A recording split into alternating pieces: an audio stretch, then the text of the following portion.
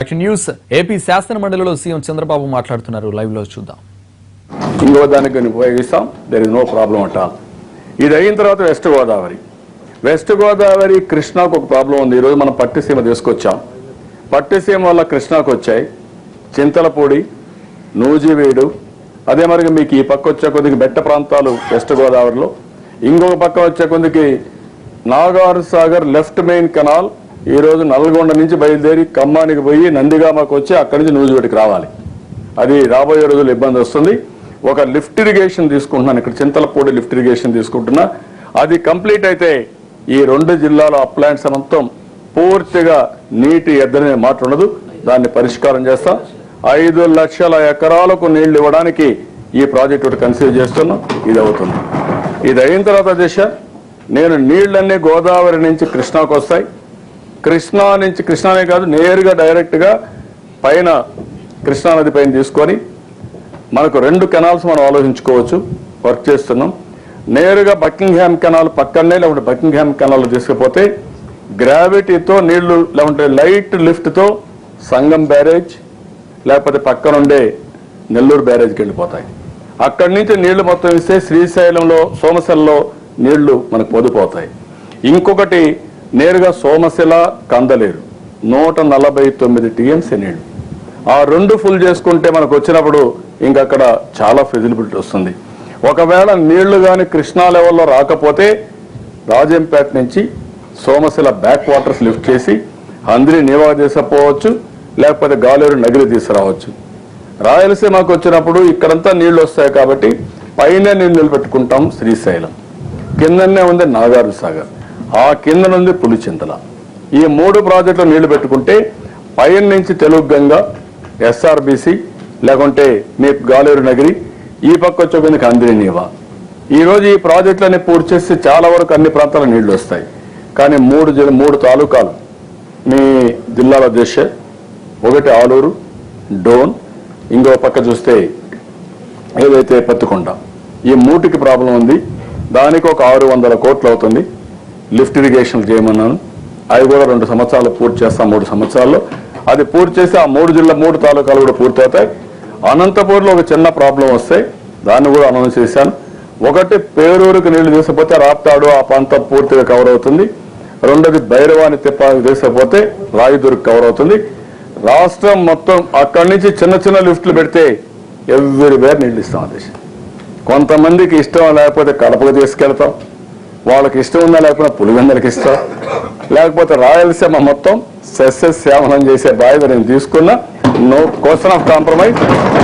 ఎవరి ఇష్టాలకో అయిష్టాలకు కాదు, ప్రజల సౌకర్యం కోసం ఇది జరిగి తీరుతుంది. దీనికి ఏ విధంగా కావాలనో ఇప్పుడు నేను దానికి డబ్బులు కూడా నిన్నైతే మీరందరూ ఒకటి ఆలోచిస్తాను, నేను నిన్ను కూడా ఆలోచించి కేంద్ర ప్రభుత్వం ఏదైతే మనకు ప్రత్యేక హోదాకు తగినంత, అంటే ఇన్ ది సెన్స్ 5 సంవత్సరాలు ప్రత్యేక హోదా వస్తే ఎంత డబ్బులు వస్తుందో, మీకు ఎలాంటి వస్తువులు వస్తాయో అంత డబ్బులు ఇస్తామని రీఎంబర్ చేస్తా ఉన్నారు. ఈఏపీ తెచ్చుకోమన్నారు.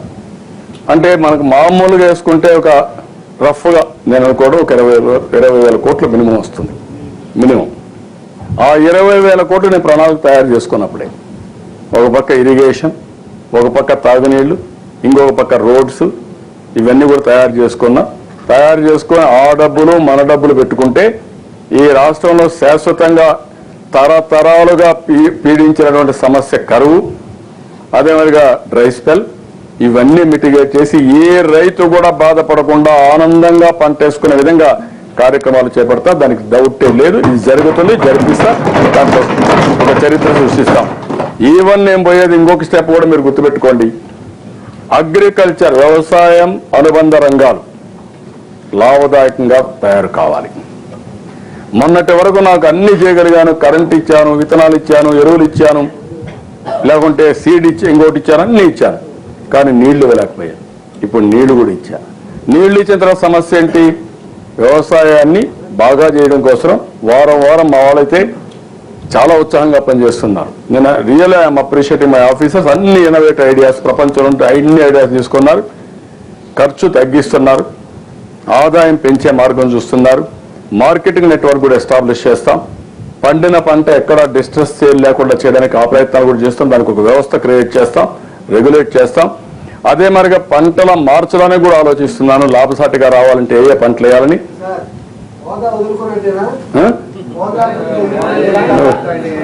నేను చంద్రశేఖరరావు గారు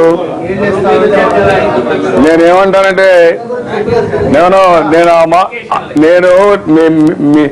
నేనేంటంటే నేను థియరాటిషియన్ కాదు. మీకు ఒక మాట చెప్తానండి, ఏమనుకోకపోతే మీరు అందరూ ఒకటి గుర్తుపెట్టుకోవాలి.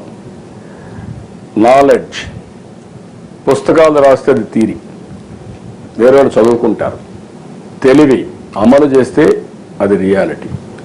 నేను ఆ కోవకు చెందినవాడిని. నా తెలివి కానీ రాష్ట్ర ప్రజానీక తెలివితేటలు అమలు చేసి ఫలితాలు రాబట్టి ప్రజలకు మెరుగైన జీవితాలు ఇవ్వాలనుకున్నాను తప్ప నేను థియరాటికల్గా ఇప్పుడు మీరు అంటున్నారు ఎంచోపైన హోదా కావాలి, ఎవరికి మేము హోదా ఇచ్చే పరిస్థితుల్లో లేవని వాళ్ళు అంటున్నారు.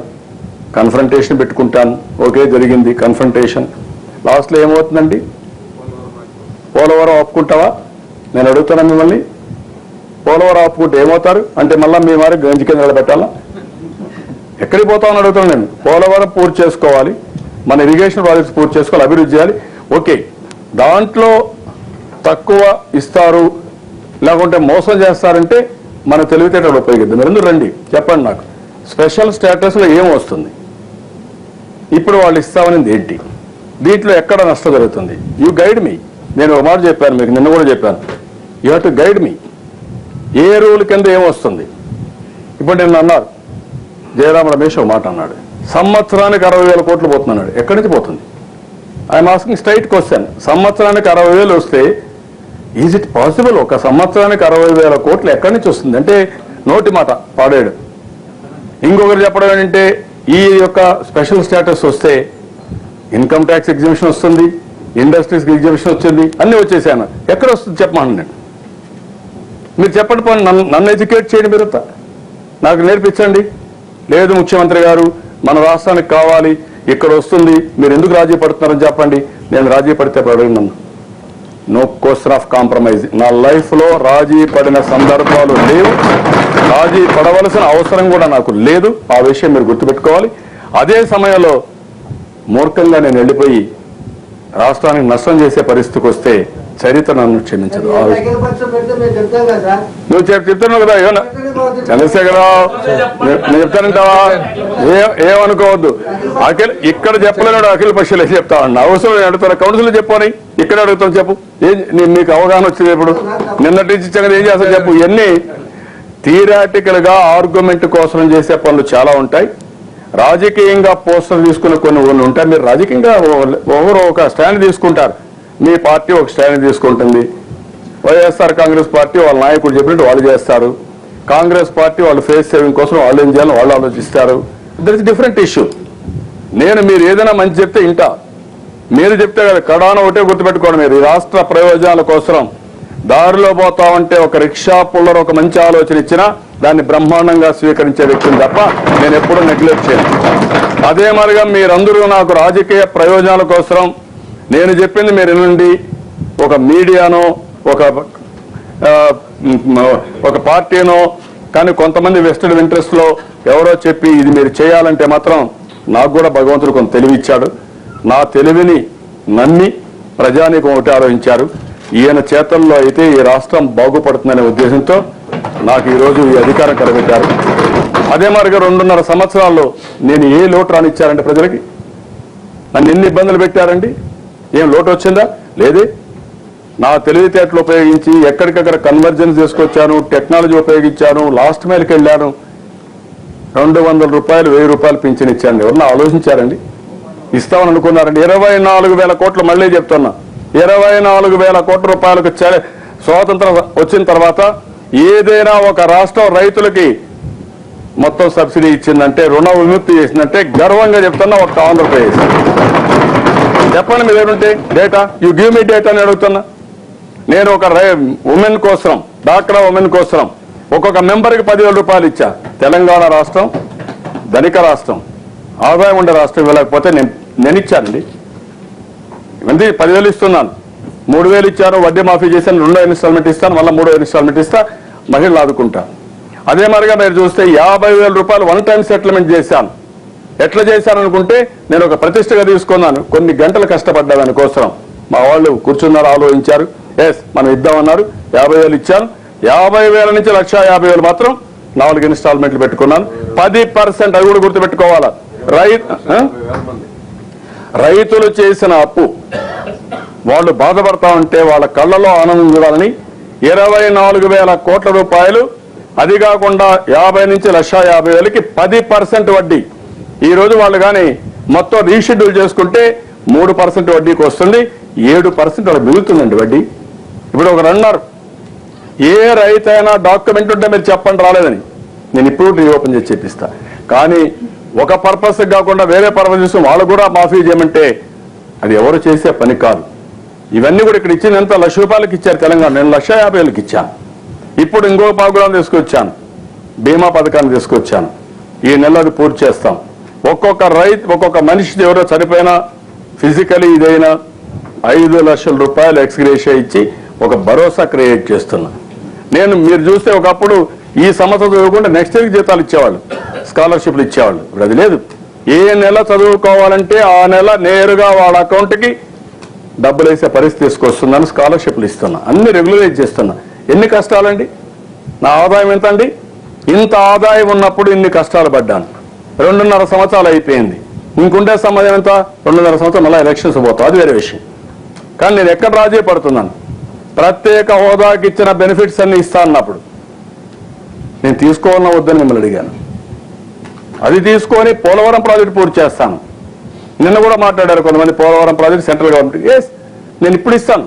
2018కి మీరు పూర్తి చేసే బాధ్యత మీరు అందరూ తీసుకోండి. హౌస్ మళ్ళీ మాటలు చెప్పడం కాదు, తీసుకుంటే నేనే ఇస్తా.